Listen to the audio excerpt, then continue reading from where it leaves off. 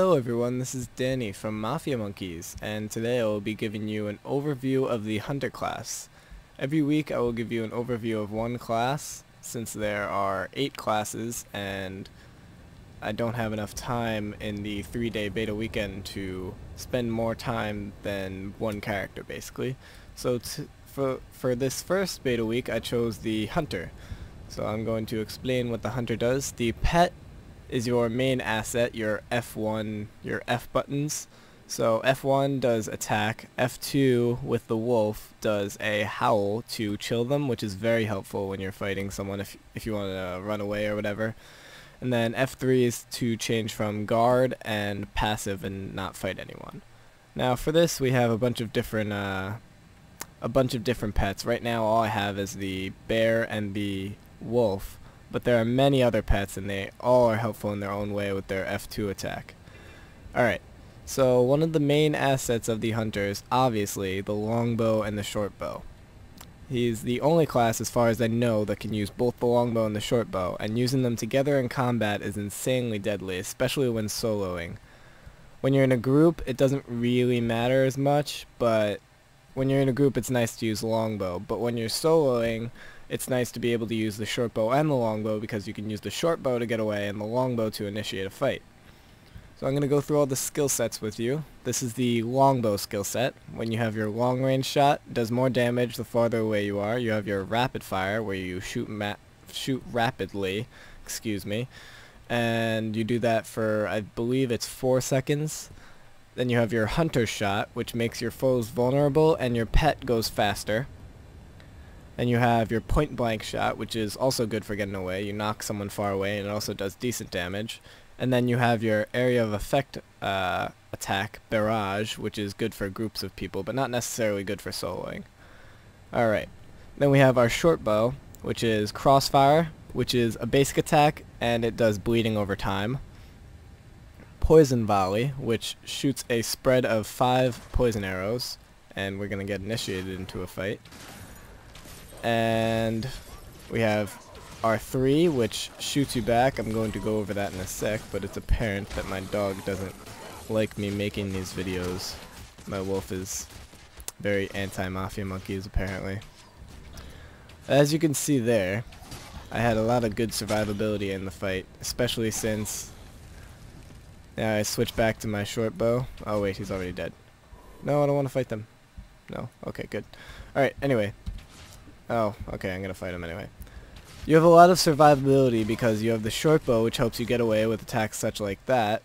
Your number 3 with short bow is a quick shot, which has a evasive retreat, so you back up, and then you also gain swiftness, so you can run faster. Then your 4 is a crippling, which makes them slower. And your 5 dazes and or stuns. So you have a lot of really good getaway power in the short bow. The longbow is just insanely powerful and a lot longer range. What I like to do is you use the longbow to initiate the attack with 3, then your pet comes in. Oh, well my pet needs a revive now, so silly me. Either way, you use it to initiate the attack, then you start using your short bow to finish him off. It's a really deadly combo. I like the ranger, and unless I really like another class, ranger is probably going to be used in the actual game itself. But I'm going to be going through all the classes and we'll see. Alright, now let me show you guys your slot skills. Here we are. Alright, now for your slot skills, all of them are basically no, not all of them. A lot of them have to do with either calling on something. You have call upon now, call worm, call a stone spirit, and then you have signet of the hunt, which I like very much. It is a passive 10% movement speed, which is insanely helpful. It means that there's no mounts in this game and they announced that there will not be any mounts. They don't want you to go through the map very fastly. They want it all to just sink in slowly, which I can respect, especially with how much the artist put into this game. There's a lot of useful things here. And then your elite skills, it actually doesn't let us see those. But in PvP, we can see those, so I'm going to be right back. Okay, and we're back in the PvP zone. Now PvP in this game gives you every single skill possible.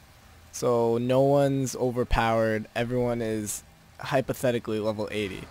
So you can PvP from level 1 and have a blast. So it's kind of cool, I like the way they did that.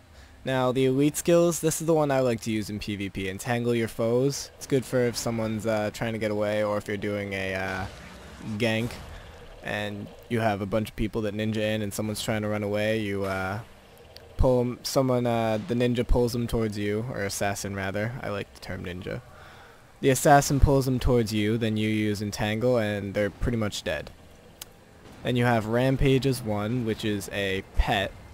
Rampage with your pet, gaining stability, fury, and swiftness. You and your pet also gain might, which is pretty cool.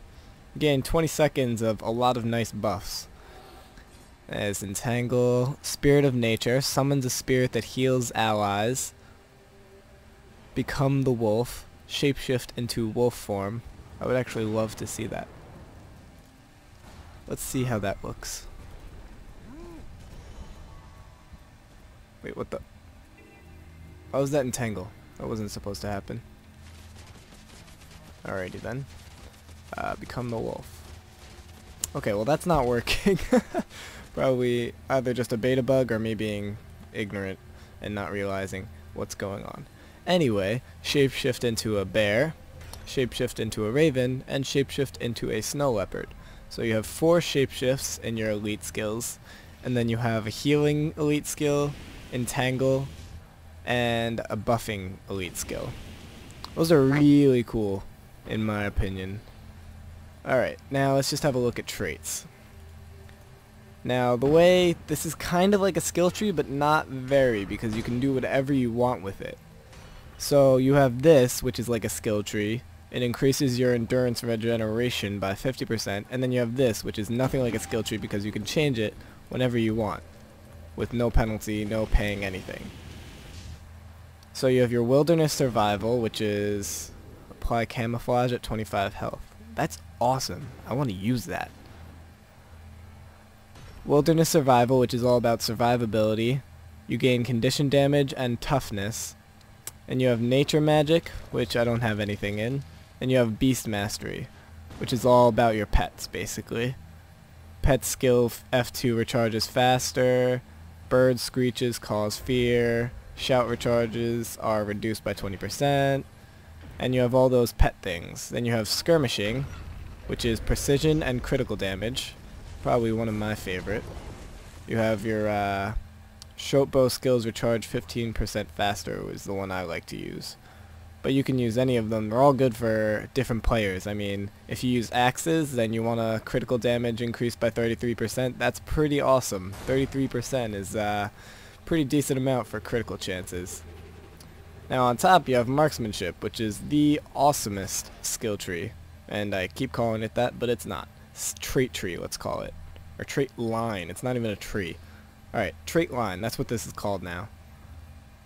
Alright, so you got increased longbow range.